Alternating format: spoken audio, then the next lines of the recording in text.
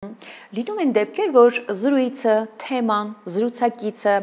քեզ համար կարող է այդքան կարևոր մեկը չլինի, կարևոր հարց չլինի, եւ դու փակես ու գնաս։ Բայց երբեմն այդ հարաբերությունը շատ կարևոր է, եւ թողնել գնալ դա նշանակում է կորցնել։ Դա նշանակում է չհասնել քո նպատակին։ Եվ իդեպ ասեմ, որ թերապիայի մեջ, երբ որ զույգերը օրինակ գալիս են եւ կա վեճ, ես մտածում եմ, որ այստեղ դեռ կա ինչ-որ փրկելու բան։ Հա, այստեղ կա աշխատանք, կա ռեսուրս, որ կարելի է ինչ-որ բաներ անել, որովհետև երբ որ հարաբերությունների մեջ դեռ կա վեճ, դեռ կա քննարկում, նշանակում է ամեն մեկը ուզում է ինչ-որ բանի հասնել, ամեն մեկը իր նպատակ ունի, իր տեսիլքը ունի եւ այլն։ Բայց լինում են դեպքեր, որ անձը հանձնվում է, էլ չի վիճում։ Այս սա շատ ավելի վտանգավոր մակարդակ է։ Սա կարմիր դրոշակ է, որ ես հանձնվել եմ, ես հասկացել եմ, որ այստեղ ինչ-որ բաներ անելը անիմաստ է։ Դրա համար նախ եկեք մի փոքր նորից հետ գնանք, խոսելով ինչ է վեճը, մենք չպետք է վախենանք վիճելիս։ Վեճ երևույթից չպետք է այդքան սարսափենք, որովհետև վեճը երբեմն այն ճանապարհն է, որ մենք կարող ենք լուծել փոքրիկ խնդիրներ, չէ՞։ Փոքրիկ խնդիրը լուծելու համար մենք շատ ավելի մեծ խնդրի ենք գնում երբեմն, մեծ կոնֆլիկտի ենք գնում, առճակատվում ենք այդ խնդրին, այդ լուծելու համար շատ ավելի մեծ բախում է տեղի ունենում, որի արդյունքում լուծվում է այս նախորդ խնդիրը։ Եվ երբեմն ասելով, որ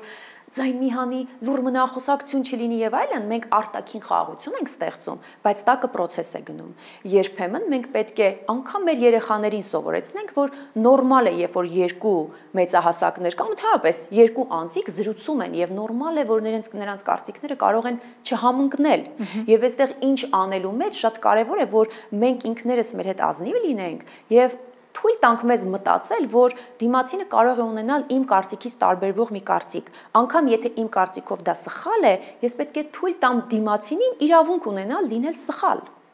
Բայց մենք դիմացինի կարծիքի նկատմամբ հանդուրժող չենք։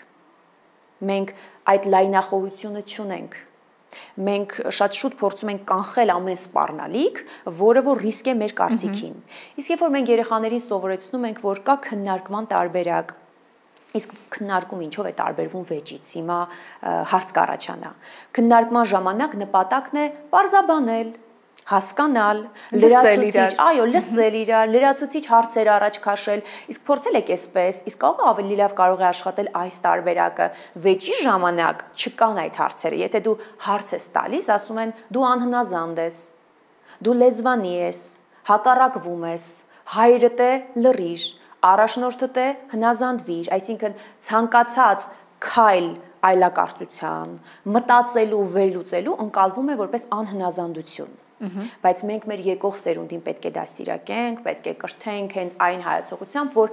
նորմալ է, որ քո դիմացինի կարծիքը տարբեր լինի քո կարծիքից։ Եվ դու կարող եք այդ տարբերությունը քննարկելուց հետո նորից պահեք շատ ջերմ հարաբերություններ վեճի ժամանակ, կոնֆլիկտը, երբ որ նույնիսկ դադար է լինում կամ ավարտվում է, մնում է լարվածության մթնոլորտ, խռովություն, օտարում իրարից։ Իսկ դիսկուսիայի քննարկման ժամանակ մարդիկ կարող են շատ տարբեր հարցերի շուրջ զրուցել, վերջում շարունակեն հարգել իրար, շարունակել աշխատանք, այսինքն ստեղծել այդ համագործակցային մթնոլորտը, որ մենք միասին քննարկման համար։